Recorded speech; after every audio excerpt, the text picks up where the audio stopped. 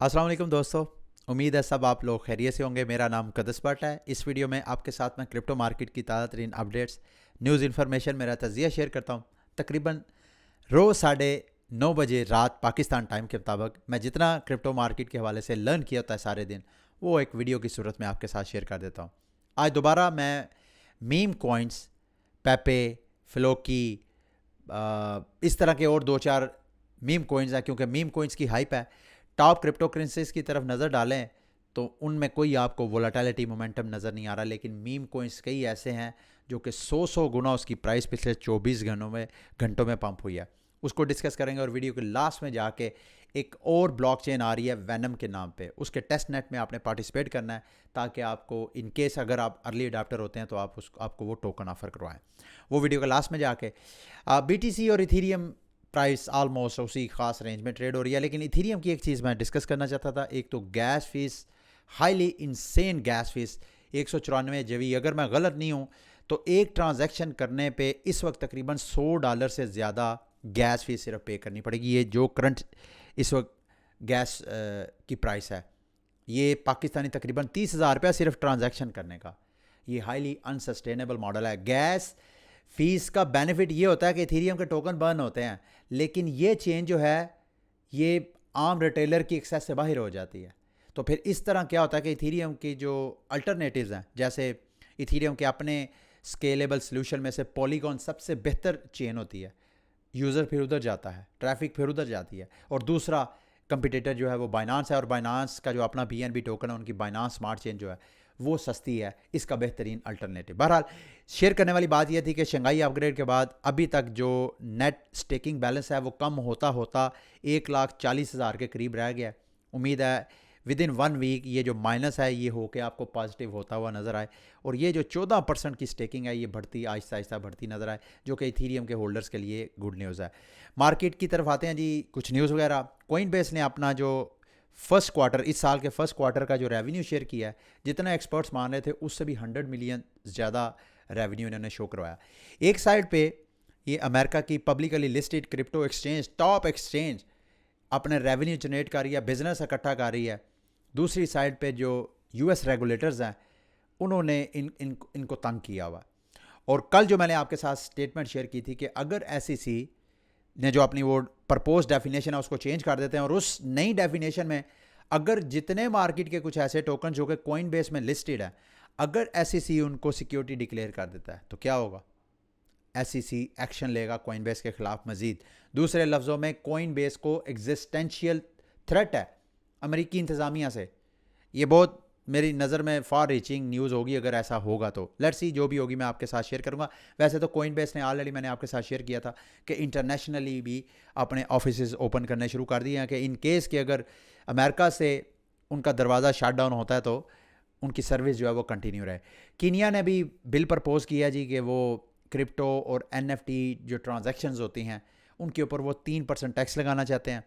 UK government जो है वो क्रैकडाउन कर रही है कि जो अनरजिस्टर्ड क्रिप्टो ATMs हैं UK में उनको वो बंद कर रही है। इसराइल ने जनाब तकरीबन 190, तकरीबन 200 के करीब बाइनांस अकाउंट जो है वो बंद करवाए हैं बाइनांस को कह के, क्योंकि वो समझते हैं कि ये इस्लामिक टेररिस्ट, उनके बकौल ये इस्लामिक टेररिस्ट के अकाउंट्स हैं। तो इस वक्त रेगुलेटरी सारा। और दूसरे नंबर पे बाइनांस, बाइनांस के हवाले से ही क्यों मैंने आपको कल एक थ्योरी पेश की थी पेपे कोइन के हवाले से। सबसे पहले मैं पेपे की तरफ आता हूँ।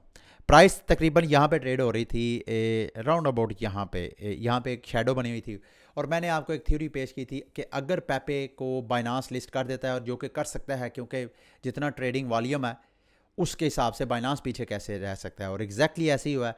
बाइनांस ने जैसे ही अनाउंसमेंट किया कि वह फ्लोकी और पेपे को अपने इनोवेशन जोन में वो ऐड कर रहे हैं ताकि आप लोग ट्रेडिंग करते, तो उसके बाद पेपे की प्राइस देखें मज़ीद ऊपर जंप कर रही है। अब मैं आपको, पहले आप सोच रहे होंगे कि यार यहाँ से मज़ीद ऊपर जा सकती है, इस पे भी एक थीसिस जो है वो बिल्ड करते हैं। लेकिन सबसे पहले बाइनांस कहता क्या? बाइनांस ने पेपे को लिस्ट कर दिया है वो, बल्कि मुझे कहने दें, जितनी ये मीम कोइंस की परफॉर्मेंस है, इस परफॉर्मेंस में हमारे एक बड़ा मीम मशहूर है। वो क्रिकेट मैच हुआ था, एक लड़का बाहर आगे कहता था मारो मुझे मारो मुझे। तो पेपे में या मीम कोइंस में मेरी वजह से जिन लोगों ने इन्वेस्टमेंट नहीं की, या मैं बजाते खुद प्राइस को की अप्रिसिएशन दे के, तो मेरी वही सूरत हाल बनी हुई है, मारो मुझे।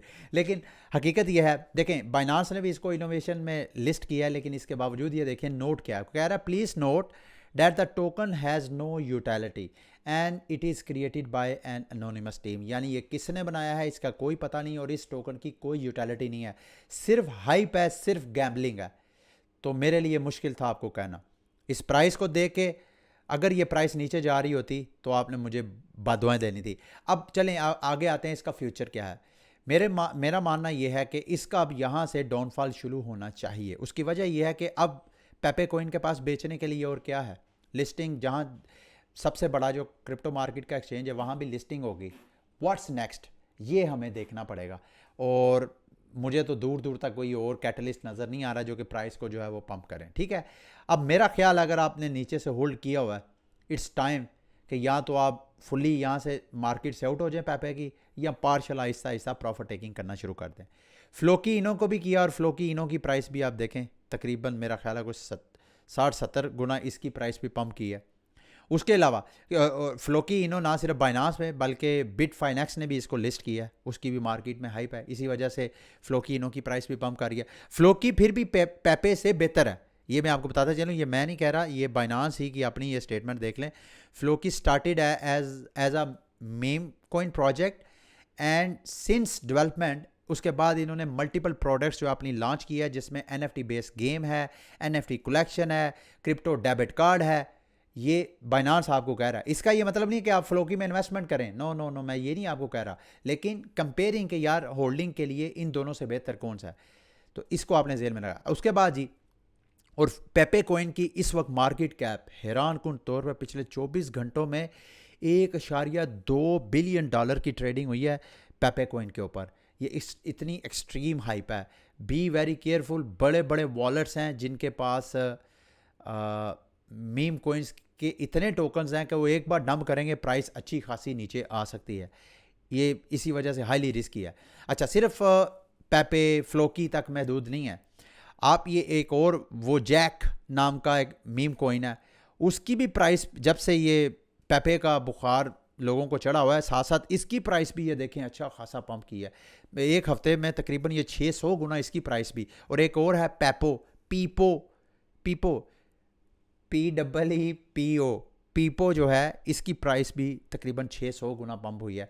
तो मीम कोइन का सीज़न है। एक और मीम कोइन है ये वाला वॉल स्ट्रीट बैट कॉइन, ये इसकी प्राइस भी है तकरीबन 100% पिछले 24 घंटों में पंप की है। क्यों की है, ये रग पुल हो गया था, और जो डेवलपर था उसने पैसे रिफ़ंड करने का एक तरीकाकार बताया, उस तरीकाकार के बाद एक दोबारा हाइप बनी है, जिस वजह से इसकी प्राइस जो है वो दोबारा आपको पंप होती हुई नज़र आ रही है। अच्छा जी, लास्ट में मैंने आपको कहा था वैनम की एयरड्रॉप फार्मिंग के हवाले से आपको गाइड करूँगा। ये वैनम जो है एक ब्लॉकचेन प्रोजेक्ट है, और अबू धाबी का कोई इन्वेस्टर है, जो जितना मैंने स्टडी किया है वो $1 बिलियन तक की फंडिंग कर रहा है इस प्रोजेक्ट को। तो प्रोजेक्ट की बहुत हाइप है, एंड मुमकिन है कि अगर आप अर्ली अडाप्टर होते हैं तो आपको ये टोकन ऑफर करवाएं।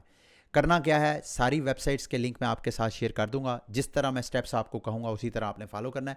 सबसे पहले तो वैनम का अपना वॉलेट है, अगर आप मोबाइल पे हैं तो ये मोबाइल ऐप इंस्टॉल करें, अगर आप सिस्टम पे हैं तो क्रोम एक्सटेंशन इंस्टॉल करें। ये लिंक मैं आपके साथ शेयर कर दूंगा। मैंने चूँकि ऑलरेडी वैनम का वॉलेट इंस्टॉल किया हुआ है, ये देखें स्क्रीन पे ऊपर आपको नज़र आ रहा होगा।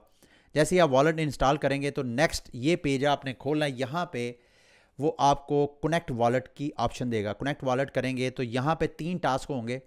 वैनम की ट्विटर अकाउंट को आपने फॉलो करना है, आपने अपना ट्विटर अकाउंट इनके साथ लिंक करना है। जब आप लिंक करेंगे तो आपको 50 टेस्ट नेट टोकन जो है आपके वॉलेट में ये क्रेडिट कर देंगे।